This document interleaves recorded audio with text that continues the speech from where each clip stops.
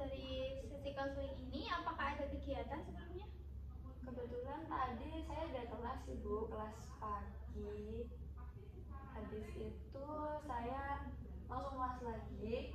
Jadi kayak gak ada jeda gitu loh Bu. Sebenarnya saya saat ini agak ngos-ngosan karena dari tadi saya lari-larian ya sebetulnya karena jeda antara kelas 1 dan juga kelas yang kedua, mata kuliah yang kedua ini cukup singkat seperti itu. Jadi agak kejar-kejaran sama waktu seperti itu. Terus tadi yang di kelas yang kedua itu kebetulan saya ada presentasi, makanya saya harus cepat-cepat buat ke kelas yang mata kuliah yang kedua ini agar saya bisa melakukan presentasi cepat mungkin seperti itu sih Mbak. Jadi agak ngos-ngosan sedikit sih. Baik, berarti tadi Mbak Regina ada kelas seperti itu ya. Kebetulan 2 kelas dan itu mepet gitu waktunya. Mbak Regina mau minum terlebih dahulu? Sudah cukup sih buat saya kira. Sudah. Nanti semisal haus bisa izin aja nggak apa minum gitu ya. Oke. Mbak Regina, kemarin kita kan sudah melakukan sesi konseling yang pertama. Dan pada sesi konseling itu kita membahas bahwa akan diadakan pertemuan kedua seperti itu. Nah, pada pertemuan kedua ini sesi konselingnya mungkin berjalan sama seperti yang kemarin, cuman mungkin kalau sekarang berjalannya lebih singkat gitu, karena pada sesi kali ini kita akan mereview bagaimana progres Mbak Regina ini selama dari pertemuan 1 sampai pertemuan saat ini. Nah, untuk saat ini Mbak Regina bisa menyampaikan bagaimana berjalannya upaya Mbak Regina ini untuk mencapai tujuan yang sudah kita sepakati di pertemuan sebelumnya. Nah, Mbak Regina juga bisa menyampaikan bagaimana mungkin upaya-upaya yang Mbak Regina ini jalankan, apakah sudah berjalan dengan baik atau bagaimana seperti itu. Nah, untuk bagaimana jalannya proses konseling kali ini, mungkin sama ya seperti kemarin, Mbak Regina bisa menyampaikan secara terbuka gitu kepada saya apa yang mungkin ingin Mbak Regina sampaikan, dan tenang saja untuk nanti di luar sesi konseling ini apapun yang sudah Mbak Regina sampaikan tidak akan saya sampaikan kepada siapapun itu. Oke, untuk sebelum kita mulai sesi konseling ini, kira-kira ada yang ingin ditanyakan Mbak Regina? Saya cukup sih Bu. Jadi saya pada saat ini saya cuma memaparkan progres saya selama 1 minggu ini ya Bu. Iya. Oke Bu. Kita kan pada pertemuan pertama kemarin Mbak Regina menyampaikan bahwasanya Mbak Regina ini sekarang sedang mengalami kekurangan motivasi belajar seperti itu, menurun gitu ya.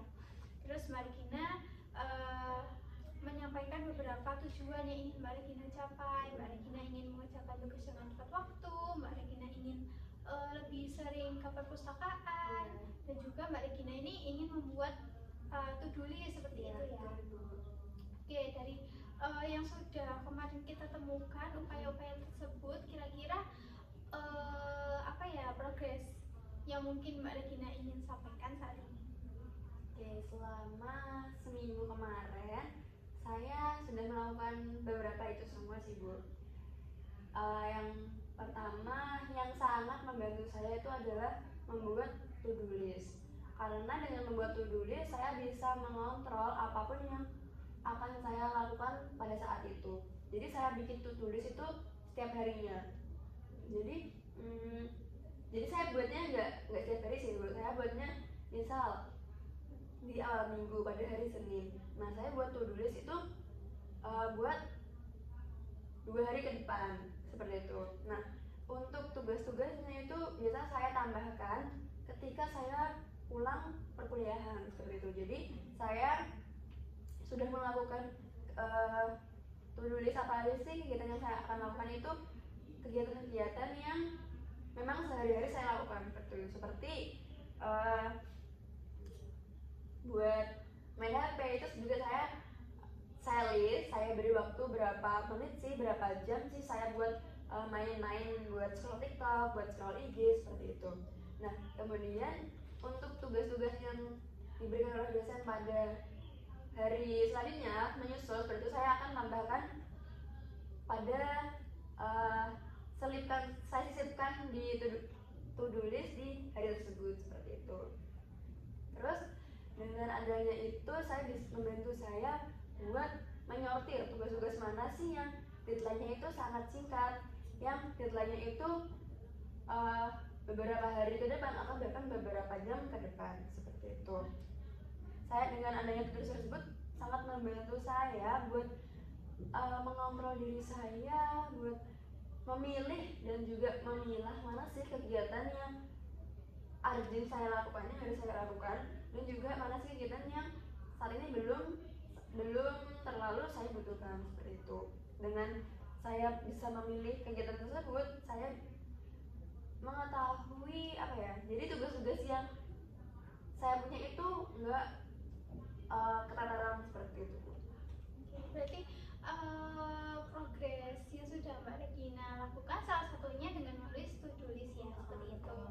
Nah, dengan adanya perkembangan Mbak Regina ini, kira-kira siapa sih orang yang pertama kali tahu kalau Mbak Regina jadi sering nulis to-do list gitu?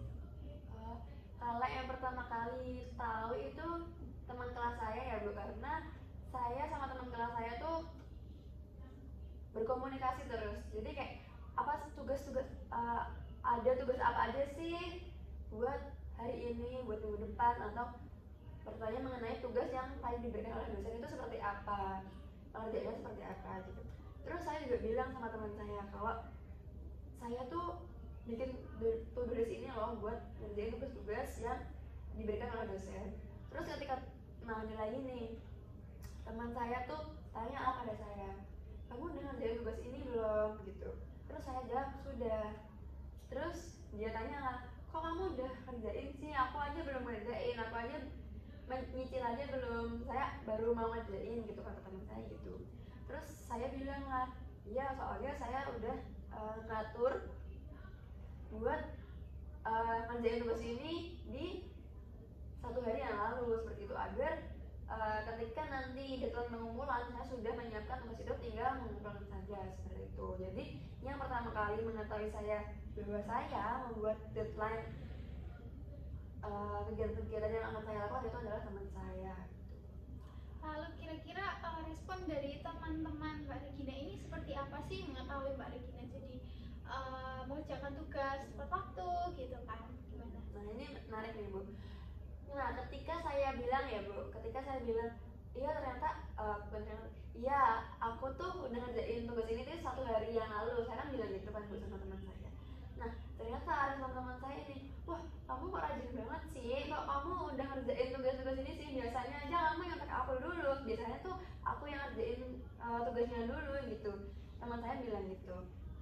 Nah terus teman saya bilang gini, wah kamu sekarang jadi rajin ya gitu. Terus teman saya jadi termotivasi nih Bu, kayak wah kamu kan jadi rajin gini, aku jadi kesannya kayak dia tertantang gitu loh Bu, melihat saya jadi rajin, dia tuh jadi termotivasi karena saya rajin. Terus dia nih aku juga mau ngerjain, aku juga mau bikin to-do list juga sama kayak kamu seperti itu Bu. Berarti perkembangan Mbak Regina ini ternyata juga membantu teman Mbak Regina ini untuk ingin berubah juga seperti Mbak Regina seperti itu. Nah Mbak Regina mengetahui respon teman Mbak Regina seperti itu, bagaimana perasaan Mbak Regina? Perasaan saya tentunya senang ya Bu, karena secara tidak langsung perubahan yang saya alami ini juga membawa pengaruh baik untuk teman saya tersebut. Karena dengan yang saya disebutkan ya, ternyata perubahannya ini juga bisa memotivasi saya nggak expect kalau perubahan yang saya lakukan ini juga bisa mempengaruhi orang lain. Ternyata perubahan yang saya lakukan ini bisa juga menjadi motivasi buat orang lain seperti itu Bu. Jadi kayak ternyata satu kegiatan positif atau satu perubahan positif yang saya lakukan ini bisa loh berdampak sama orang lain gitu. Jadi kayak saya iya juga ya, yang awalnya saya kira paling ini ya perubahan ya yang mau dampaknya juga sama saya sendiri gitu. yang mau berubah saya sendiri, dampaknya juga pada saya sendiri gitu. Awalnya saya kayak mikir, ya kamu mau melakukan kegiatan ini ya terserahmu, soalnya dampaknya pun yang nanggung juga kamu sendiri. Saya pikir juga gitu kan Bu. Jadi konsekuensi yang tanggung saya sendiri gitu. Ya emang bener konsekuensinya saya tanggung sendiri, tapi yang saya nggak nyangka itu ternyata perubahan positif yang telah saya lakukan ini juga berdampak baik kepada teman saya, kepada lingkungan sekitar saya, seperti itu sih Bu. Jadi membuka mindset saya kepada menjadi, ayo kamu lakukan kegiatan positif apapun yang mana sekiranya kamu ini nggak akan mengira ini bisa membawa dampak baik buat orang lain, itu mungkin bisa loh menjadi berdampak baik kepada orang lain. Jadi seperti itu sih Bu. Saya saat ini mulai melakukan kegiatan positif setidaknya buat diri saya sendiri, seperti itu.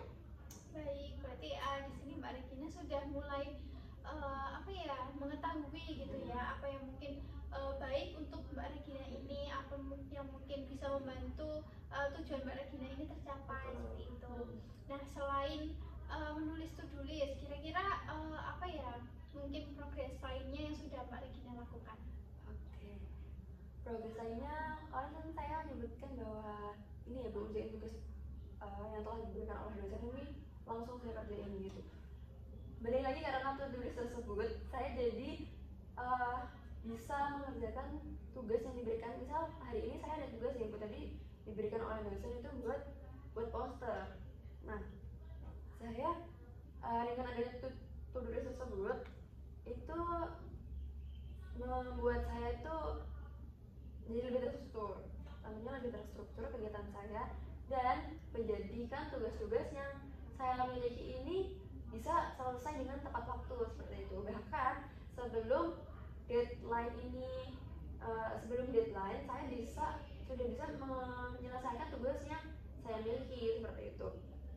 Jadi saya ketika deadline itu sudah siap nih, tugasnya sudah jadi nih, tugasnya sudah saya selesaikan, tinggal mengumpulkan saja, seperti itu. Bahkan ada beberapa mata kuliah yang sudah mempersiapkan tempat pengumpulan tugas sebelum deadline pengumpulan tugas tersebut. Jadi saya bisa langsung mengumpulkan, dan juga nanti ketika deadline-nya ketika saya lupa akan tugas tersebut, saya tuh udah ngumpulin gitu Bu. Jadi saya sudah tinggal kerjain tugas-tugas lainnya. Jadi tugas yang saya kerjakan ini nggak berat, kayak kemarin kan saya ngerjain ini ya Bu, kayak deadline-nya ternyata barengan, seperti itu. Nah, kalau semenjak saya membuat to-do list tersebut, semenjak saya list kegiatan-kegiatan apa sih yang harus saya lakukan ketika itu jadi lebih terstruktur, seperti itu Bu. Tugas-tugas jadi lebih selesai tepat waktu. Oke, jadi perkembangan yang kedua ini masih berkaitan dengan yang pertama tadi ya Mbak, dengan menulis to-do list. Mbak Regina ini jadi membuat tugas-tugas itu terselesaikan dengan tepat waktu, seperti itu. Nah, dengan Mbak Regina bisa mengumpulkan tugas tepat waktu ini, kira-kira siapa orang yang pertama kali mengetahui itu? Saya kira mengetahui teman saya sama juga dosen ya Bu, karena yang membuat pengumpulan kan dosen saya. Jadi dosen saya jadi tahu, oh bahwa anak ini nih yang udah mengumpulkan sebelum deadline, oh anak ini kan udah mengumpulkan, oh ternyata anak ini belum ngumpulin gitu. Saya kira dosen saya tahu ya Bu kalau saya tuh udah ngumpulin, dan juga ternyata teman saya, karena saya juga bilang, aku udah lo ngerjain ini, kamu udah ngerjain belum? Saya pasti tanya gitu sih sama teman saya. Oke, lalu kira-kira bagaimana sih respon dari teman-teman Mbak Regina, atau mungkin dosennya Mbak Regina ini mengetahui Mbak Regina jadi mengumpulkan tugas dengan tepat waktu, bahkan sebelum deadline itu? Bagaimana? Kalau teman saya tuh responnya gini Bu, kayak tadi yang kamu bilang, ternyata oh kamu kok udah sih ngumpulin ini, aku aja baru mau ngerjain, seperti itu Bu. Jadi responnya dia tuh seneng ya, karena dia jadi termotivasi karena saya tuh udah ngumpulin tugas. Menurut dia tuh kayak, saya aja udah ngumpulin tugas, kenapa kok dia belum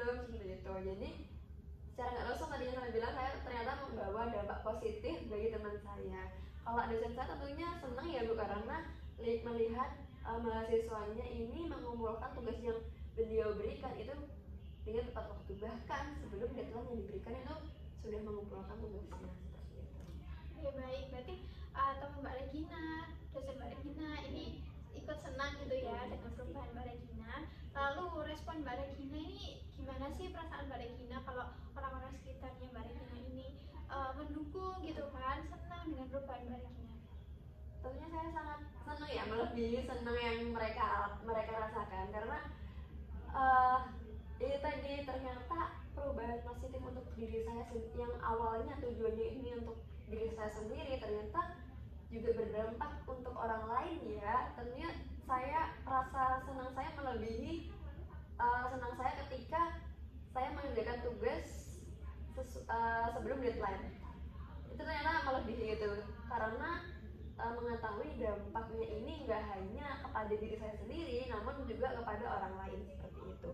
Nah, kalau mengetahui dosen saya tuh senang juga ya, karena ada tuh beberapa mata kuliah yang ini Bu juga menilai dari keaktifan mahasiswanya, dari pengumpulan tugas, dari terlambat atau tidaknya pengumpulan dari tugas itu akan mendapatkan poin lebih. Tentunya dari situ saya bisa mendapatkan poin plus dari dosen saya, dan juga pastinya saya senang ya Bu, karena nilai saya setidaknya itu menambah nilai dari nilai mata kuliah tersebut.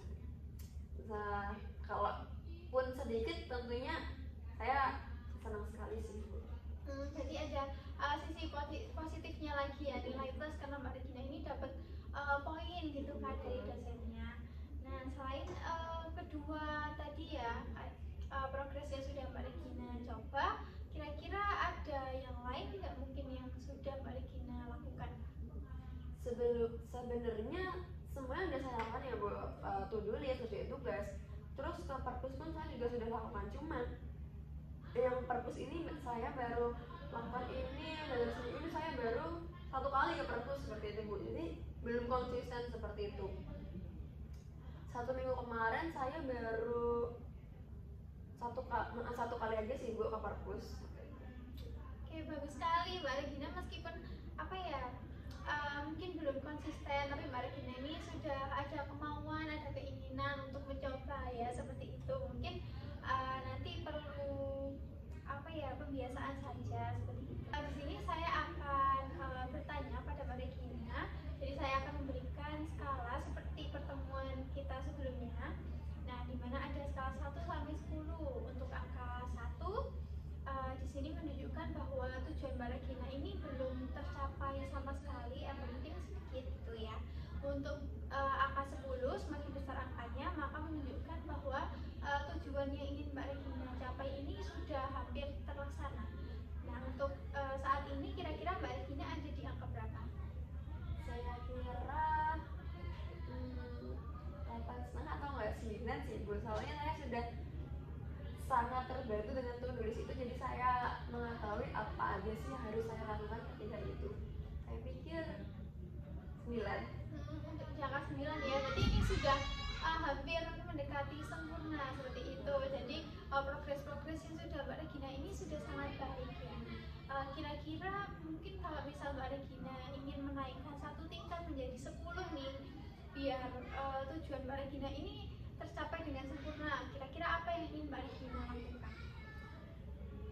Karena menurut saya tadi udah cukup ini ya Bu, sudah cukup membantu untuk mencapai tujuan saya yang saya sampaikan kemarin itu. Saya cuma butuh lebih konsisten aja sih Bu. Saya ini tantangan yang saat ini saya hadapi adalah konsisten dalam melakukan perubahan tersebut, dalam mempertahankan perubahan-perubahan yang telah terjadi saya selama ini, bahkan mempertahankan untuk membuat to-do list seperti itu ya, karena to-do list ini sangat membantu sih menurut saya. Jadi saya yang menurut saya ini saya hadapi ini adalah konsisten aja sih Bu gitu, terus juga hanya mempertahankan aja seperti buat biar saya tuh bisa maksimal untuk mencapai tujuan yang saya sampaikan pada pertemuan. Dari apa yang sudah Mbak Regina ini sampaikan, bisa kita lihat ya bahwasanya progres yang sudah Mbak Regina lakukan ini sudah sangat bagus seperti itu, sudah sangat membantu Mbak Regina untuk mencapai tujuan yang ingin dicapai seperti itu. Nah, Regina ditanya ini kira-kira Regina perlu pertemuan selanjutnya nggak sih buat sesi konseling? Dengan melihat perubahan yang telah saya lakukan selama seminggu ini ya Bu, saya sudah cukup puas sih Bu. Saya sudah mengetahui apa sih yang harus saya lakukan untuk mengontrol semua yang ada pada diri saya ini yang agar meningkatkan motivasi belajar saya. Saya kira sudah cukup ya Bu, karena saya tadi sudah nilai 9 sudah saya sudah bisa mengontrol diri saya sendiri ini untuk meningkatkan motivasi belajar saya saat ini. Dengan kesadarannya Mbak Regina ini bahwasanya Mbak Regina ini sudah bisa menjalankan apa yang ingin Mbak Regina capai seperti itu, dan dengan itu maka berarti sesi konseling kita kali ini akan berakhir pada sesi sekarang dan tidak dilanjutkan pada sesi selanjutnya. Nah, dengan seperti itu menandakan bahwa Mbak Regina ini sudah sangat baik dalam merumuskan dan upaya-upaya yang sudah Mbak Regina lakukan ini sudah sangat baik seperti itu. Jadi dengan berakhirnya sesi konseling kali ini itu menandakan bahwa permasalahan yang Mbak Regina alami kemarin itu sudah terselesaikan seperti itu ya. Jadi Mbak Regina tidak perlu khawatir, tidak perlu apa ya kayak kepikiran gitu kok sesi konseling ini sudah selesai gitu, karena dengan berakhirnya sesi konseling ini merupakan pertanda baik untuk Mbak Regina gitu. Nah, sebelum sesi konseling ini kita akhiri, apa mungkin ada yang ingin disampaikan lagi? Saya kira cukup sih Bu. Oh, tidak ada ya. Oke, saya akan akhiri sesi konseling kali ini. Semoga yang ingin Mbak Regina capai ini bisa berjalan dengan lancar gitu ya, untuk lebih konsisten, untuk bisa apa ya lebih terbiasa seperti itu. Dan saya harap kita bisa bertemu di lain waktu. Gitu. Terima kasih ya Mbak Regina untuk kedatangannya pada sesi konseling kali ini. Saya akhiri.